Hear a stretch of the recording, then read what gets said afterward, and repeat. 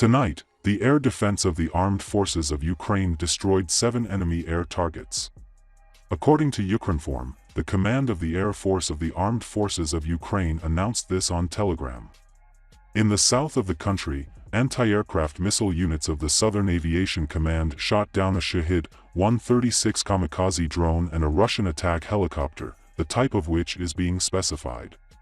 In the eastern direction, the forces and means of the Vostok Aviation Command destroyed 5 more Iranian Shahed-136 kamikaze drones. As Ukrinform reported, from February 24 to October 15, the armed forces of Ukraine liquidated about 64,700 Russian aggressors. In the Kharkiv region over the past day, 1 person was killed by Russian shelling, 1 was wounded. In addition, another person was seriously injured as a result of a collision with an enemy mine. Oleg Senegubov, chairman of the Kharkiv Regional Military Administration, announced this on Telegram, Ukrinform reports.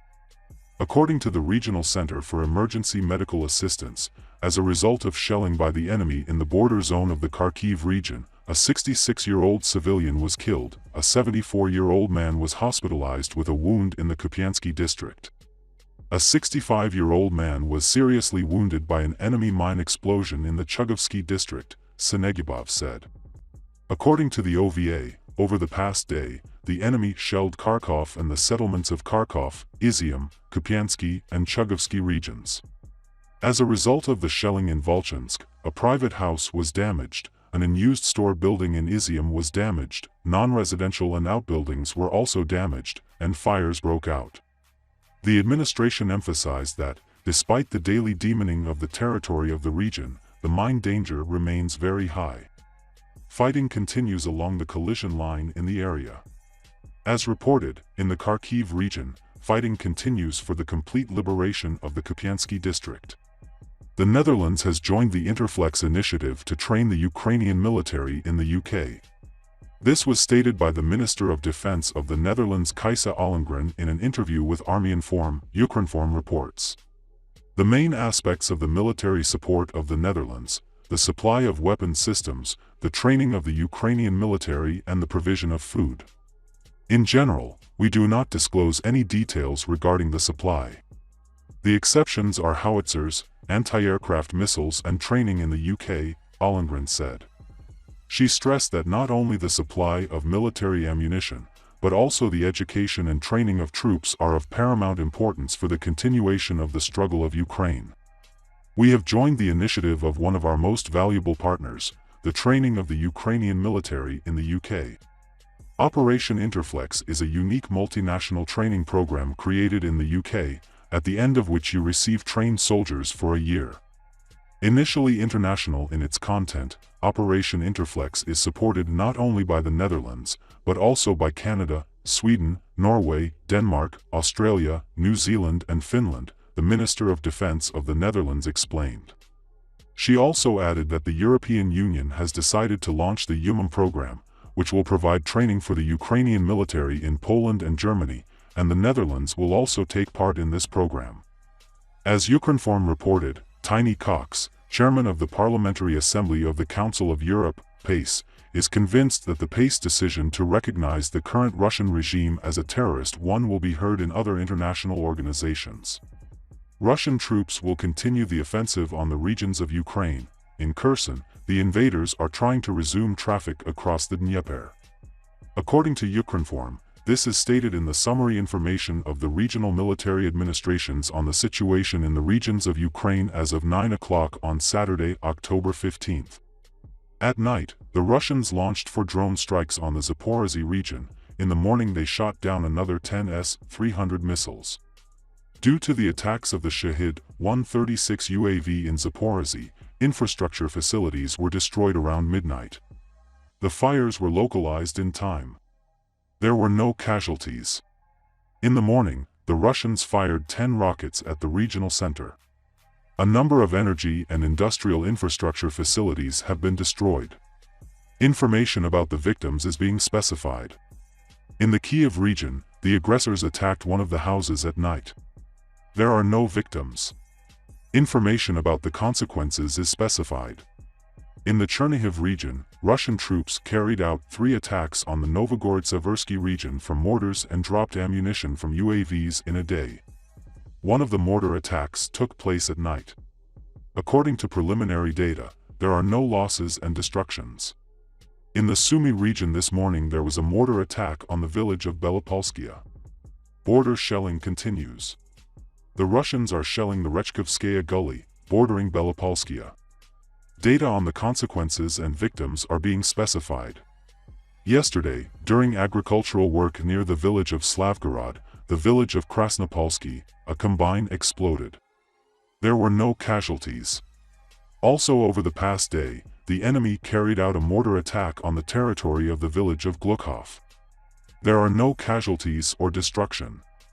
In the Dnipropetrovsk area, the Russians shelled the Nikopol area all night with grads, hurricanes and heavy artillery. 2 people were injured in Nikopol, they are in the hospital. More than 10 multi-story and private houses, a transport company, several shops, a garage cooperative, several offices, a gas pipeline and power lines were damaged in the city. In the villages of Marganets and Chervonogrigorov, people were not injured. Industrial enterprises and houses were damaged. In the morning, a new shelling of Nikopol began. Details are being specified. At night, the Ukrainian military shot down 5 enemy kamikaze drones over the region. In the Kharkov area, the enemy fired on Kharkov and the settlements of Kharkov, Izium, Kupiansky and Chugovsky regions. In Volchansk, a private house was damaged, and in Izium, an inactive shop building was damaged. Non-residential and outbuildings were also damaged, fires broke out. In the village of Korotich, a transport infrastructure facility was damaged. A 66-year-old civilian died in the Kharkiv region, and a 74-year-old man was hospitalized with a wound in the Kupiansky district. In the Chugovsky district, a 65-year-old man was seriously injured when his car was blown up by an enemy mine. In the Luhansk region, the defense forces inflicted about 30 strikes on the positions of Russian troops.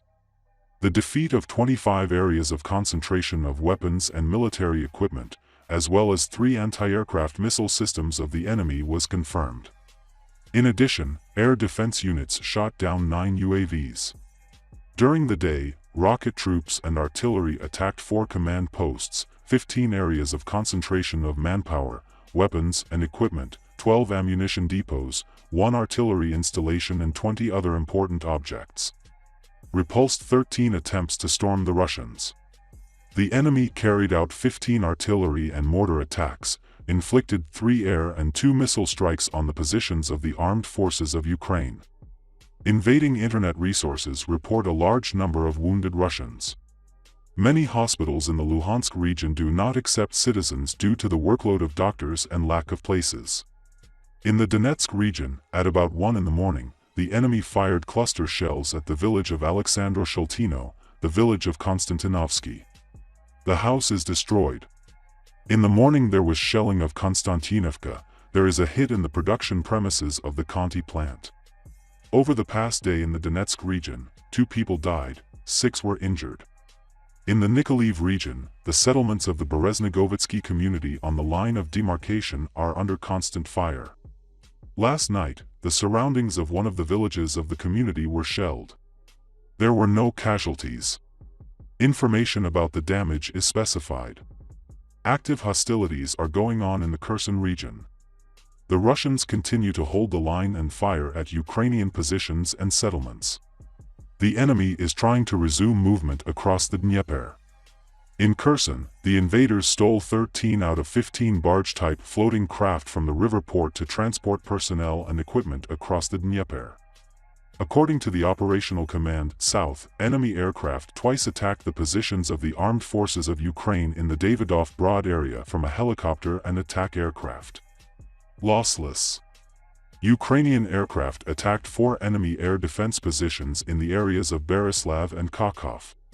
The restoration of the Kherson region liberated from Russian settlements continues. Relatively calm, without shelling, the night passed in other regions of Ukraine. Russian troops shelled 11 settlements of the Donetsk region in a day, made 21 fire attacks. According to Ukrinform, this was reported by the Communications Department of the Donetsk Region Police. The cities of Avdiivka, Krasnogorovka, Bakhmut, Toretsk, the village of Okoritino, the villages of Druzhba, Karlovka, Lastikino, Maximilianovka, Solovyevo, Kremovo suffered. The Russian military used Grad MLRS and artillery. 30 civilian objects were destroyed and damaged, 26 of them were private houses. Today, at about 7:30 a.m., Russian troops attacked Konstantinovka. The buildings of the enterprise and the former building of the dispensary were destroyed. In addition, rocket attacks on the city of Krasnogorovka and the village of Maximilianovka were recorded. Russian shells hit people's houses, there are wounded. The invaders fired at Bakhmut with artillery. 17 private houses were damaged, there were wounded and dead. The police and the SBU opened criminal proceedings under Article 438, violation of the laws and customs of war, of the Criminal Code of Ukraine. With the help of the police, another 294 people were evacuated from the Donetsk region. Since the beginning of the mandatory evacuation, more than 23,800 people, including 3,776 children, 1,290 people with disabilities. As Ukrinform reported, on October 14, in Bakhmut, Russians killed 2 residents of Donbass and wounded 6.